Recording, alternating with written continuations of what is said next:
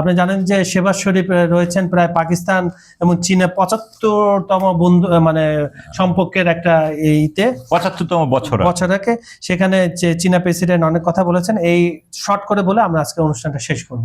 না, এই জায়গায় আসলে পাকিস্তানের কথা যেহেতু আসছে, পাকিস্তান কিন্তু এই যে ইরান আমেরিকার যুদ্ধের নেগোসিয়েটর, এবং আসলে যুদ্ধ বন্ধ হবে না, কারণ কি মার্কিনিরা চাচ্ছে শান্তি, আর ইসরায়েল দেখছে এইটাই তার শেষ সুযোগ, কারণ সে চায় বৃহত্তর ইসরায়েল বানাতে। তো বৃহত্তর ইসরায়েল বানাতে হলে মিশর এবং আরবের অনেক এলাকা দখলে নিতে হবে, এটা যুদ্ধ ছাড়া সম্ভব না। শান্তিতে যদি জায়গা সে তো আর এগুলো পারবে না। মুখ্য কথা হচ্ছে আপনার গ্রেটার ইসরায়েল বানাতে প্রধান বাধা হচ্ছে ইরান, আর এখন আমেরিকা যদি তাকে সহযোগিতা না করে এটা পারবে না। তো এই কারণে সে যুদ্ধ কোনোদিন হবে না। তো যাই হোক, এর মধ্যে পাকিস্তান তো আসলে তার নিজের মতো করে চলতেছে, এবং পাকিস্তান এই যুদ্ধের কারণে নিজের আগের অবস্থান থেকে সে বিশ্বে আবার নতুন ভাবে বিশ্ব ইয়েতে হাজির হয়েছে, এবং এই হাজির হওয়ার কারণে দেখেন তাদের প্রতিবেশী দেশ থেকে কিন্তু বারবার তাদের ভিতরে নানান ধরনের সন্ত্রাসী আক্রমণ চালানো হয়, চালায় বলে যে আসলে এটা পাকিস্তানের নিজেরই ভঙ্গুর দশা, কিন্তু আসলে এই মুহূর্তে এটা করা হয়েছে কারণ পাকিস্তান হঠাৎ করে লাইমলাইটে চলে আসছে, তাকে আবার ডাউন করে দিতে হবে। এটা প্রতিবেশী দেশের গোয়েন্দা সংস্থাগুলো এইটা করছে, এটা নিশ্চিত। এবং আপনি দেখেন এই হামলার ফলে পাকিস্তানে ট্রেনে হামলা বলা হয়েছে যে সামরিক বাহিনীর সদস্যদের বহন করতেছিল, কিন্তু সর্বশেষ আজকে সকালের নিউজে দেখা গেছে যে 23-25 জন মারা গেছে, এদের 90% নারী এবং শিশু। এটা তো তার মানে তো এরা আবার বাইদা, এই যে বালুচিস্তান লিবারেশন আর্মি, এরা কিন্তু মাঝে মাঝে নিজেদের স্বাধিকারের কথা বলে, ইসলামের কথা বলে এগুলা করে। তো ইসলাম কি এইভাবে নিরীহ মানুষদের হত্যা করার কথা কখনো বলে না, কখনো বলে না, তাই না? আপনি হামলাকারী যখন আপনার উপর হামলা করতেছে, শুধু ওই হামলাকারীদের, এই যে ইরান তো ইচ্ছা করলে পৃথিবীর বিভিন্ন দেশে মার্কিনীদের হামলা করতে পারে, তারা কি করছে? শুধুমাত্র যুদ্ধ করতে যারা আসছে ওইদের, এমনকি আরব দেশের বাহিনীকেও হিট করে নেই, শুধুমাত্র ওইখানকার মার্কিন ইউনিটটাকে তারা টার্গেট করেছে। ঠিক একই পাকিস্তান এখন একটা আসলে ঝামেলার মধ্যেও আছে।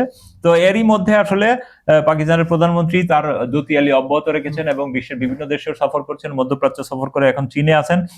চীনের সাথে তাদের পাকিস্তানের শুরু থেকেই চীনের সাথে সম্পর্ক অটুট আছে, এবং চাইনিজ সেনাবাহিনীরও একটা পার্ট আপনার এই পাকিস্তানে থাকে, ওই যে বেলুচিস্তানের ওদিকে যে তারা একটা পোর্ট করতেছে, সম্ভবত গোয়াদার। কাশ্মীরের একটা অংশ তো দিয়ে দিছে পাকিস্তান চীনকে। মানে কাশ্মীরের আসলে কাশ্মীরের জনসংখ্যার বেসটা হলো এক অংশে মুসলমান বেশি, এক অংশে বুদ্ধিস্ট বেশি, এক অংশে হিন্দু বেশি।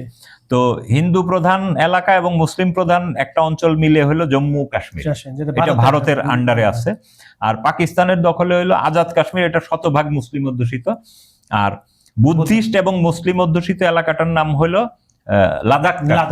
তো সেই লাদাখ অঞ্চলটা এটা আসলে চাইনিজরা নিয়ন্ত্রণ করে আর কি। এটা ভারত পাকিস্তানের মধ্যে বলেও পাকিস্তান তার অংশটা চীনের কাছে, হ্যাঁ, এটা ওই যে সেই আমলে তারা বন্ধুত্বের নিদর্শন হিসাবে যে তোমরা এই এলাকাটা নিয়ে, যেটা বুদ্ধিস্ট আর ভারতের সাথে। তো আবার একটা মজার ব্যাপার আছে, ওই এলাকায় আপনার যে লাদাখে বুদ্ধিস্ট বেশি থাকলেও বুদ্ধিস্ট মেয়েরা ওইখানে মুসলিম কাশ্মীরি ছেলেদের বিয়ে করে ফেলতেছে। সেই ক্ষেত্রে ওইখানে একটা জনসংখ্যার প্রবলেম তৈরি হইতেছে, যে ওই লাদাখি বুদ্ধিস্ট ছেলেরা ওরা বিয়ে করার জন্য পাত্রী খুঁজে পায় না, তখন তাদের মূল চীনা ভূখণ্ডে চলে যেতে হয়। তো এই একটা মুশকিল। তো যাই হোক, চীনের সাথে পাকিস্তানের এখনো যে পাকিস্তানের দক্ষিণ পশ্চিমাঞ্চলে, তো পাকিস্তানের দক্ষিণ পশ্চিমাঞ্চলে চীনের অনেক বড় বড় অবকাঠামো আছে এবং প্রকল্পগুলো। তো এইসব এলাকার উপর অনেক মানে বহিঃশত্রু বা চরমপন্থীদের হামলা হয়। তো এইসব হামলা থেকে এগুলো বেজিংকে অস্বস্তিতে রেখেছে, এবং ওয়াশিংটন এখানে একটা সুযোগ নিতে চায় সব সময়।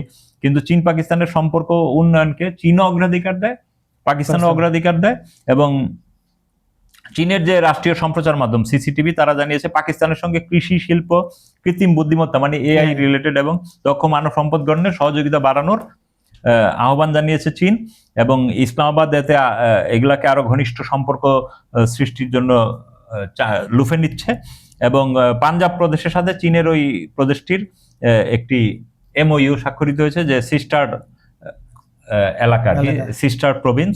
তো স্বাভাবিকভাবে সিস্টার প্রভিন্স যখন হবে, চীনের ওই অঞ্চলের যে ঝাংজিয়াং নাকি ওই প্রদেশ, ওই একই ধরনের ডেভেলপমেন্ট প্রজেক্ট গুলোতে চীন এসে এখানে হেল্প করবে, এখানকার অবকাঠামো। এছাড়া তো পাকিস্তানে তো অনেক ইনভেস্টর আছে চীনে, সামরিক দিক থেকে বলেন আর বেসামরিক যত ব্যবস্থা। হ্যাঁ, এবং এই যে চীনের পার্টস অফ কি ওই যে মুক্তার মালা, যে তাদের যোগাযোগ ব্যবস্থা, তারপরে প্রাচীন সিল্ক রুট, হ্যাঁ, এইটার মধ্যেও চীন আর পাকিস্তানের এই রুটটা খুব গুরুত্বপূর্ণ। এবং ওই যে আপনার লাদাখ কাশ্মীরের উপর দিয়েই, আজাদ কাশ্মীরের উপর দিয়ে ওইটা মূল পাকিস্তানের প্রবেশ করছে। এবং এটার আবার ইরান দিয়েও ইরান আরেকটা দেয়। রাস্তা আছে।